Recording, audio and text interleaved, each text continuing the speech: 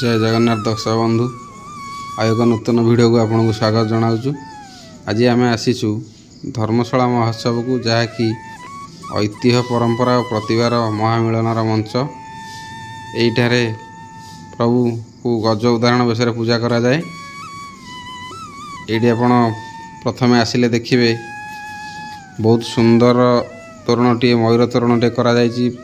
Gate T बहुत सुंदर भाव करा जायछि। गेट देखो केते सुंदर भाव मयूर तोरण निर्माण करा जायछि। ए हेउछि सेही तोरणटी देखो केते सुंदर।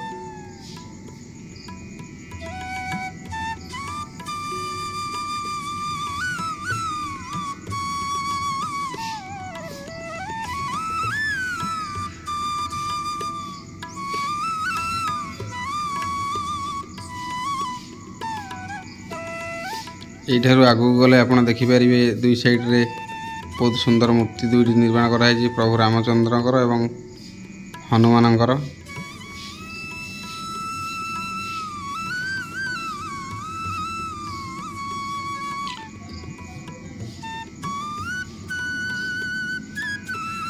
यहीठार देखंतु ए होउछि से जो प्रभुंकर गज उदाहरण बेश ये आप प्रवेश करी देखिपारे। ये भितर गले आप देखिपारे ये देखंतु गज उदाहरण बेश बहुत सुंदर भाव में कलाकृति निर्माण कराई। बहुत सुंदर प्रतिमूर्ति एवं बहुत कारुकार्य करा जायछि। देखंतु केते सुंदर भाव में ये दुई पार्श्व दीवन स्थापन करा जायछि। बहुत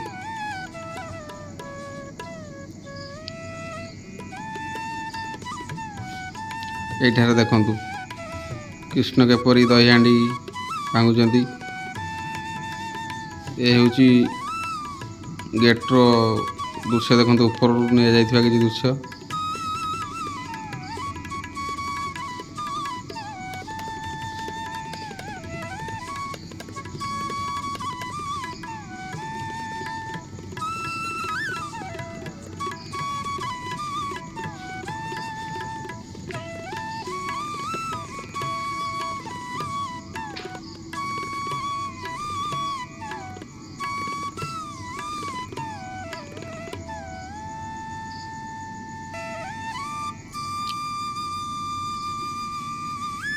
ये हूँ भीतर दृश्य जो पूजा पाँच प्रभु श्री गज उदाहरण बेश गज को उदाहरण करुँच। समय दुई पार्श्व दुईटी मूर्ति करा जायछि। ये हूँ विभीषण सहित कुंभकर्णकर कथोपकथन।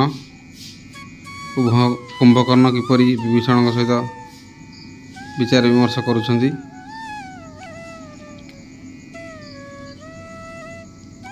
तार विपरीत दिगरे आप देखिपारे रही एक सुंदर प्रतिमूर्ति। शुंभ निशुंभ किपरि विमर्श हो जाउछंती देवींकर रूप देखिकरी।